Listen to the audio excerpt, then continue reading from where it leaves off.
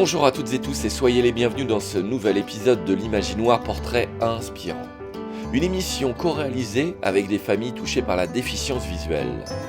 Et si vous vous sentez concerné par le sujet, contactez-nous par mail à l'imaginoire@lilo.org, via nos réseaux sociaux, Facebook ou Instagram, ou en contactant votre radio qui nous passera le message. Programme chargé aujourd'hui, alors intro allégée. On va commencer direct avec une chronique de la peau proposée par Valérie avec une interview de Chantal. Ensuite, on partira à la rencontre de Marie et dans la foulée, et pour terminer, celle de Manu. Ce n'est pas clair, ne vous inquiétez pas, je serai là pour vous accompagner au fur et à mesure. Bonne écoute et bonne rencontre. Amis auditeurs, bonjour, bienvenue dans La Peau, votre rendez-vous de l'actualité des podcasts. On connaissait le goût des Français pour la radio, on découvre leur engouement pour l'audio.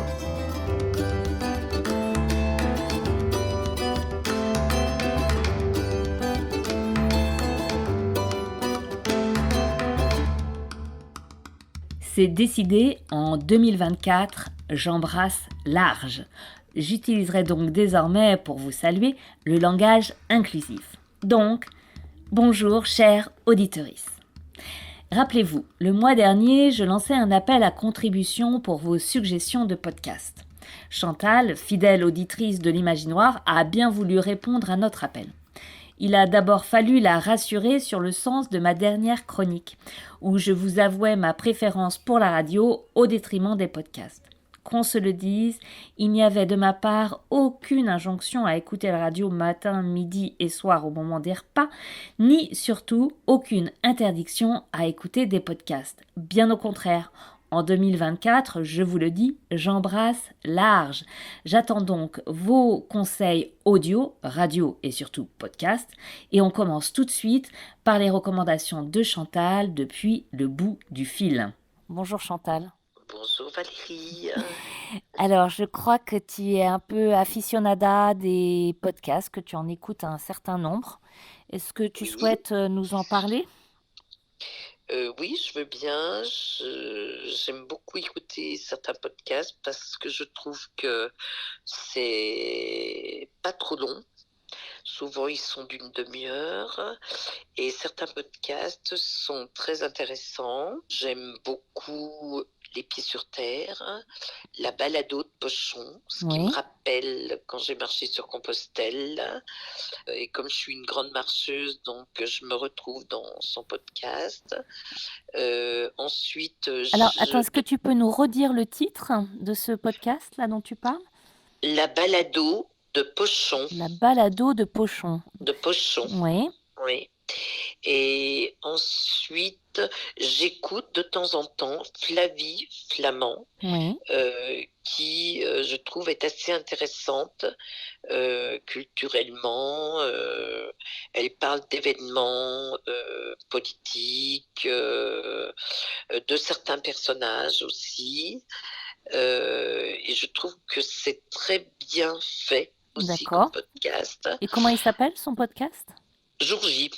Jour J. Est-ce que tu peux nous dire un mot de la balado de Pochon un petit peu plus précisément ? C'est un podcast que je ne connais pas. Alors, la balado de Pochon, en fait, c'est c'est ma sœur qui est très montagnarde, qui un jour a découvert la balado de Pochon et qui m'a dit, écoute, c'est très intéressant. Toi qui as fait Compostelle, tu vas certainement te remémorer certains souvenirs, effectivement. Donc, il est parti sur Compostelle et il a fait aussi le chemin de Stevenson et il marche, il explique un petit peu les endroits où il marche et il questionne pas mal de personnes sur son parcours, des personnes qui ont quelquefois des vies un petit peu insolites ou très intéressantes ou des gens vraiment du terroir. C'est très, très, très, très intéressant. Et c'est authentique, je trouve. D'où le nom, le titre qui a un double sens. Alors la balado pour le côté marche, mais aussi Oui, balado-diffusion, oui, une autre appellation du mot, du nom de podcast. oui, Ouais, ok, oui. super. Merci Chantal pour ces conseils. Je les rappelle. Donc, Les Pieds sur Terre, notre chouchou sur Culture. Jour J de Oui, Flavie Flamand sur RTL, donc oui, en je crois que c'est replay. RTL. Et la balado De de poche. Pochon. Alors ça, je ne sais pas où c'est, mais on va se renseigner et nos auditeurs Écoute, pourront je écouter sais pas ça. si c'est pas France Inter, justement, ou enfin bon, faudra te renseigner, je sais plus. Ok. Parce que je Eh Et ben, puis j'aime merci pour ces Résonance, conseils. l'association Résonance quand même, l'Imaginoire, ou Sur la route. Je trouve que c'est très intéressant aussi. Eh ben, on prend note et je pense que nos auditeurs, évidemment, sont branchés sur l'Imaginoire, mais j'avais fait aussi un podcast sur la route qu'on recommande à nouveau, hein, et Chantal, Ouais. en premier lieu, je pense que t'en as écouté un certain nombre du coup. Oui, Et ça t'a oui, plu. tout Ouais. à fait bien. Donc un Très petit clin intéressant. d'œil et un petit salut à Oui, Sébastien oui, qui mène ça. d'ailleurs, très très bien fait ces podcasts avec souvent une belle musique. Oui, on a plaisir à écouter ce podcast sur la Bon. route ou l'Imaginoire. J'aime bien la musique de l'Imaginoire aussi. Eh ben Mm. super, je crois que ça fera très plaisir à Sébastien parce que c'est lui qui crée tout ça. Et on le Ah, salue et bah on bravo. l'embrasse et ben Oui, et on se bravo, dit et Sébastien. voilà, et on le félicite. Merci Chantal, merci pour De rien, ces de conseils. rien, Valérie. Encore un grand merci à Chantal et une nouvelle fois, chère auditorice, je vous invite à me faire part de vos suggestions de podcasts par mail à l'adresse suivante l'imaginoire LIMAGINOIR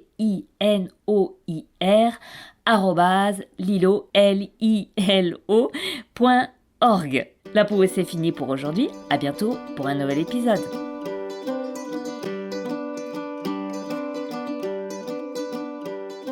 Eh bien, merci Chantal pour le feedback, ça fait toujours plaisir. Et Valérie, merci à toi pour cette nouvelle chronique.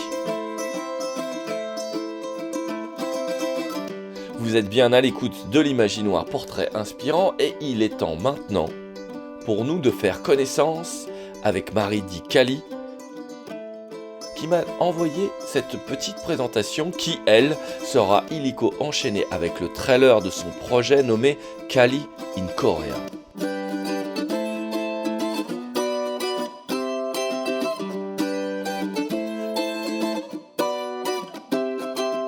Hey tout le monde, je suis Cali, j'ai 24 ans, je vis à Grenoble et je suis une personne malvoyante, passionnée par plein de choses différentes, dont la littérature, la musique, le voice acting et le voyage.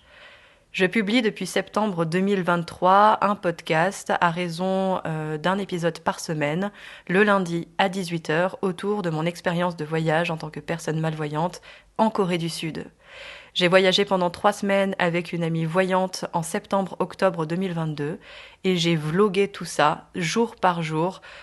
Au quotidien, j'ai raconté toutes mes expériences en tant que personne en situation de handicap visuel, mais aussi en tant que personne tout simplement qui voyage à l'étranger. Et je publie tout ça chaque semaine. Donc n'hésitez pas à venir écouter sur toutes les plateformes d'écoute que vous pouvez connaître, Spotify, Amazon Podcast, Google Podcast, Apple Podcast et ainsi de suite. Et aussi sur YouTube. Le podcast s'appelle Cali in Korea, Cali K-A-L-I, _8 in-8 Korea avec un K. Vous pouvez me retrouver sur YouTube sur la chaîne Cali Travels, K-A-L-I Travels.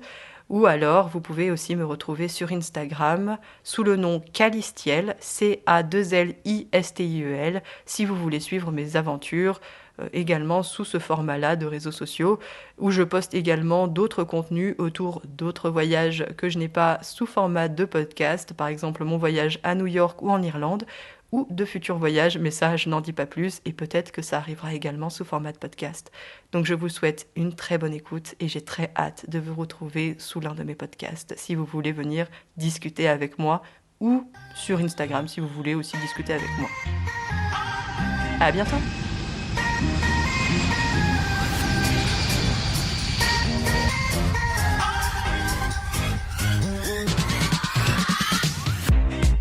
Je me me suis longtemps demandé ce que ça ferait d'entendre la petite voix de l'aéroport d'Incheon m'annoncer que j'avais enfin atterri à Séoul.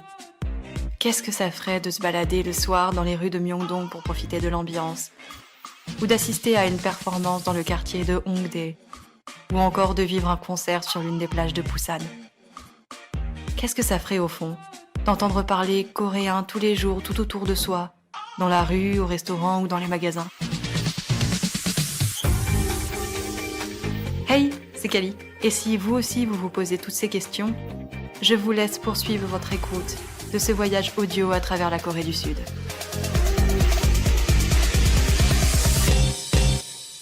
Hello 여러분 tout le monde, je suis Kali et je m'apprête à vous emporter avec moi dans un voyage de 3 semaines à travers la Corée du Sud. Avec mon amie Elisa, nous avons décidé de nous envoler vers la destination qui nous appelle depuis de nombreuses années maintenant. Ce podcast a pour ambition de vous faire voyager avec nous au travers de vlogs audio quotidiens. De la préparation de notre départ à notre atterrissage dans la capitale coréenne, de nos découvertes à nos difficultés, de nos impressions à nos rencontres. En passant par Séoul, Sokcho, Busan, Yeosu, Hwando, Jeju-do, Gwangju et Incheon. Suivez-nous dans nos aventures, épisode après épisode, jour après jour, vos pas dans les nôtres. Un tel format me permettra à moi, qui ai un handicap visuel, de vous faire découvrir le monde à ma manière, mais aussi de partager quelques questionnements et astuces que j'ai mis en place avant et pendant notre périple pour le rendre accessible à moi et également à vous. Profitez de visites audio décrites, d'ambiances sonores et d'échanges entre vous, moi et les autres. Alors fermez les yeux et laissez-vous transporter. 그럼 갑시다.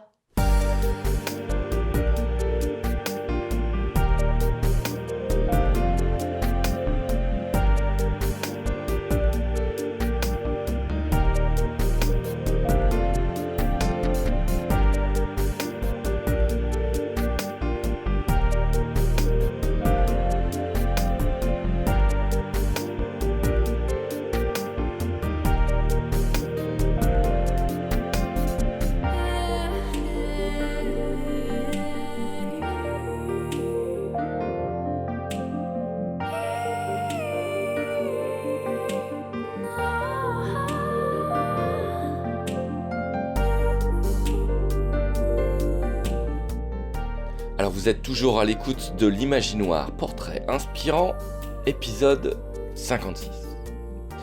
Et si j'ai pu entrer en contact avec Marie, dont vous aurez certainement des nouvelles très prochainement, eh bien c'est grâce à un certain Manu, avec qui je suis en contact depuis très longtemps. Et que si le trafic de nos trains régionaux avait été plus favorable, eh bien vous auriez pu écouter le portrait inspirant depuis un petit moment, mais ce n'est que partie remise. Et d'ailleurs, je vous propose là, maintenant, de commencer à faire connaissance avec Manu, qui va nous expliquer par exemple comment lui a rencontré Marie Dikali. À noter que l'habillage sonore que vous entendez en fond est signé par Manu himself, c'est une de ses casquettes. La musique, une de ses activités. Mais de ça, on va en reparler. Allez, Manu, c'est à toi.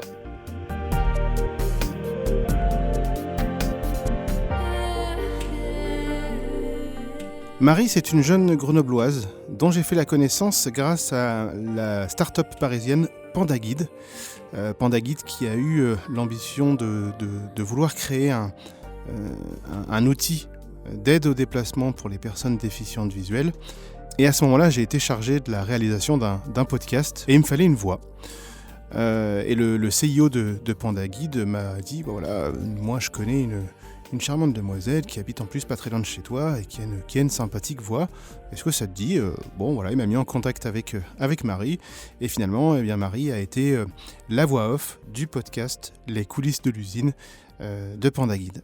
Suite à ça, on a gardé le contact. Et puis, il y a 2 ans, en 2022, en septembre 2022, Marie a fait appel à moi pour réaliser son podcast. Marie est partie en septembre 2022, en Corée du Sud. Et elle est revenue avec presque 30 heures d'enregistrement. Et elle m'a dit, voilà, écoute, moi je voudrais garder tout ça, puisque voilà, nous, personnes déficientes visuelles, on a plutôt tendance à faire des captations sonores plutôt que de prendre des photos. C'est un peu ce qu'elle m'a dit. Elle m'a dit, voilà, moi je veux avoir un souvenir de mon voyage en Corée du Sud. Est-ce qu'on ne pourrait pas envisager de faire une sorte d'archive sous forme de podcast ? Et forcément, moi, je suis parti forcément sur le projet. Et voilà que Kali in Korea est né. Alors, il a mis un peu de temps à voir le jour, puisque avec nos activités respectives, ça a pris un peu de temps. Et le début de cette publication s'est fait 1 an plus tard, à la date anniversaire à peu près, donc en septembre 2023. Manu est un touche-à-tout talentueux. On parlait de sa casquette de musicien, mais il en a d'autres. Comme créateur d'applications diverses et variées, et dont celle dont il va nous parler maintenant risque fort d'intéresser les musiciens qui nous écoutent. Alors Fastboard, c'est une sorte de logiciel d'application que Luca Volpi a imaginé, a conçu, et moi j'étais un petit peu le bras armé, donc j'ai mis en pratique tout ce qui a été conçu par Luca Volpi, et faire en sorte que le logiciel célèbre Logic Pro sur macOS, donc un logiciel, une référence dans le milieu de la musique, puisse être tout à fait accessible et surtout ergonomique à l'utilisation pour les personnes déficientes visuelles. Donc aujourd'hui, Fastboard, ça ressemble à un gros set de raccourcis clavier qui permettent donc de piloter Logic Pro. C'est aussi de la vocalisation de certains états, des vumètres par exemple, voilà, des choses qui ne parlent pas d'ordinaire et qu'on a vocalisées justement pour avoir un retour et surtout pour avoir un confort d'utilisation pour nous, personnes déficientes visuelles. Puis il y a Bibliosphère. Donc Bibliosphère, c'est une web app, donc une application qu'on utilise par le biais d'un navigateur internet. Donc ça peut être à partir d'un téléphone portable, d'une tablette ou d'un ordinateur. Et l'idée, en fait, cette idée-là donc, a été imaginée et conçue par Maxime Lequetiec, qui est un jeune déficient visuel, chercheur dans le domaine de la kiné, et qui a imaginé un concept d'application qui permettrait de faciliter la réalisation d'une bibliographie, dans le but, bien sûr, d'écrire un mémoire, un article, que sais-je. Aujourd'hui, sur le marché, il n'y a rien qui existe pour les personnes déficientes visuelles. Donc l'idée était vraiment de faire un truc qui permette, pareil, un accès à cet outil vraiment facilité pour les personnes déficientes visuelles, pour les personnes aveugles, malvoyantes, et aussi, pourquoi pas, pour les personnes qui sont tout à fait valides des yeux. Donc c'est une interface qui, par le biais de saisie de références, génère un certain nombre d'informations, et ces informations-là sont utilisées dans le but d'être exportées de l'application sous un autre format pour réaliser du coup les bibliographies d'un mémoire, les citations d'un article par exemple, voilà, tout ce genre de choses.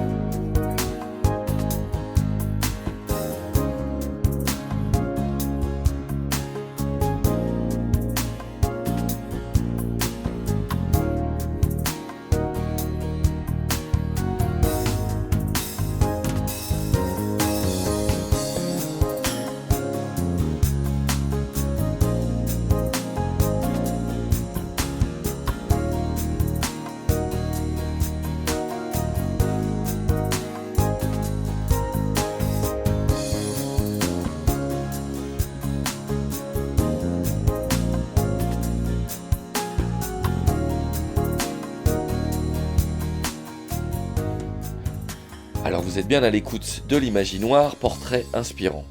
On fait la connaissance de Manu, que l'on va retrouver une dernière fois avant la fin de l'émission. Là, il va nous parler des activités qu'il propose au sein de sa micro-entreprise. Mes 2 activités principales au sein de ma micro-entreprise, c'est, vous l'avez compris, l'informatique et le son. Plus particulièrement le son, puisque l'informatique c'est quelque chose qui me plaît, mais j'ai vraiment une passion pour tout ce qui est sonore, pour tout ce qui est musique, montage, création, etc. Et je suis donc l'auteur d'un podcast qui s'appelle Audio de bord, qui vise à mettre un petit peu en avant mes compétences auprès des entreprises. Donc c'est vraiment un podcast, ce que j'appelle vitrine.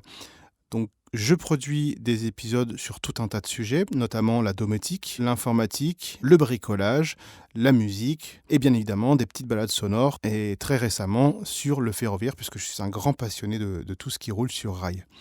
J'essaie de faire des productions très immersives, donc ce sont des productions qui s'écoutent au casque. L'idée étant véritablement d'immerger, de faire voyager mon auditeur et de lui transmettre des choses. Et en plus, s'il peut apprendre d'autres choses, j'en suis absolument ravi. On va retrouver sur ma chaîne YouTube donc ce podcast audio.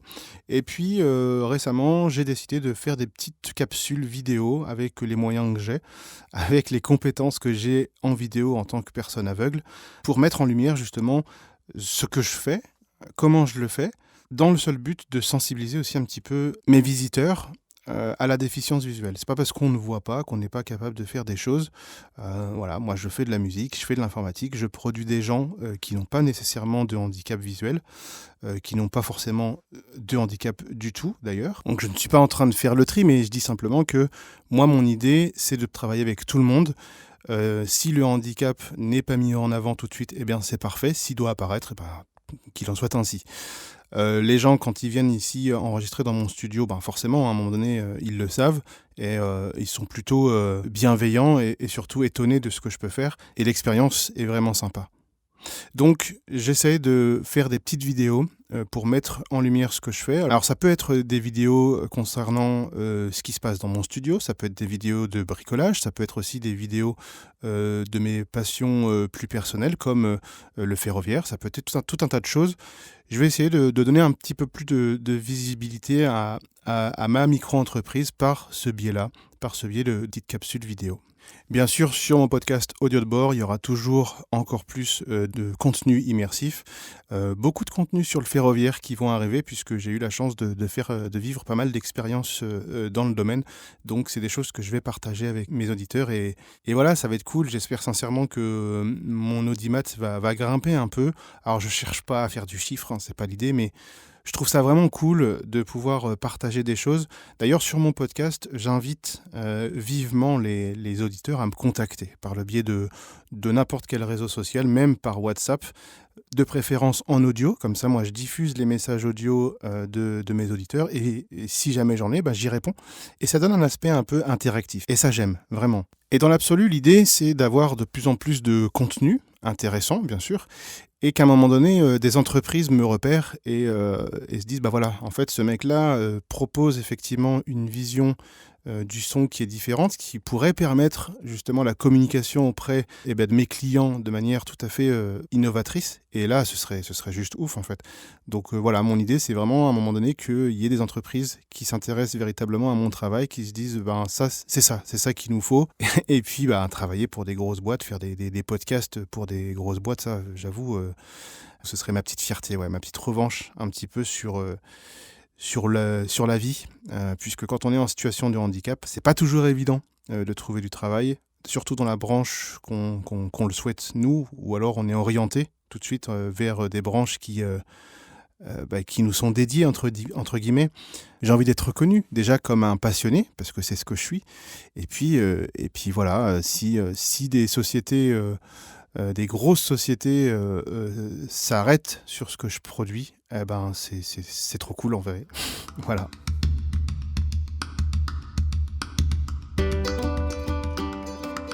Et sache, très cher Manu, que les portes de l'Imaginoire te sont ouvertes en grand. Merci Valérie, Marie et donc Manu. Et à très bientôt, donc, pour de nouvelles aventures palpitantes, rigolotes et bien sûr sonores. L'Imaginoire est une émission réalisée avec des familles touchées par la déficience visuelle et, je le répète, ouverte à tous et toutes. Si vous vous sentez concerné, rejoignez l'aventure. Contactez-nous par mail à l'imaginoire@lilo.org, via nos réseaux sociaux Facebook, Instagram. Vous pouvez également nous retrouver sur YouTube ou PodcastX. L'Imaginoire est une émission produite par l'association Résonance. L'Imaginoire est un projet soutenu par la CAF Drôme. À bientôt pour une nouvelle émission.